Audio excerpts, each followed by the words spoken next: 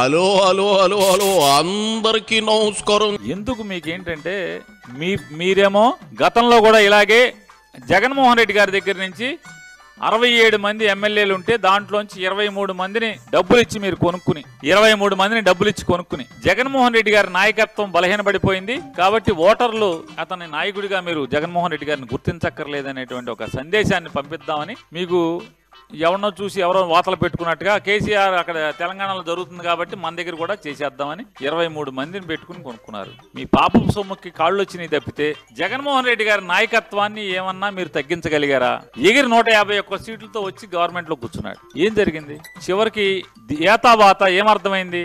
164 సీట్లు వచ్చి కూడా మీకు సంవత్సరం అంటే 13 మాసాలు 14 మాసాలు మీరు ఏలిన తర్వాత స్వేచ్ఛగా ఒక ఎన్నికని నడిపించే ధైర్యం కూడా మీకు లేదు. మళ్ళీ మంగళవారం కబుర్లు చెబుతావు ఏంది పేరుని? 2019లో వచ్చిన 151 సీట్ల గురించే మాట్లాడుతున్నావు ఏంది పేరుని? లేటెస్ట్ గా వచ్చిన 11 సీట్ల గురించి కూడా మాట్లాడు, తప్పే ఉంది. సపోజ్ మీరు ఇంకా ఈవీఎంల మీదే పడి ఎడుతూ ఉంటే మరి బ్యాలెట్ పద్ధతిలో జరిగిన ఎన్నికల సంగతి ఏంటి? డిపాజిట్లు కూడా రాలేదు కదా, అలా ఎందుకు జరిగిందని నువ్వు అనుకుంటా ఉన్నావు? చెప్పు పేరుని చెప్పు.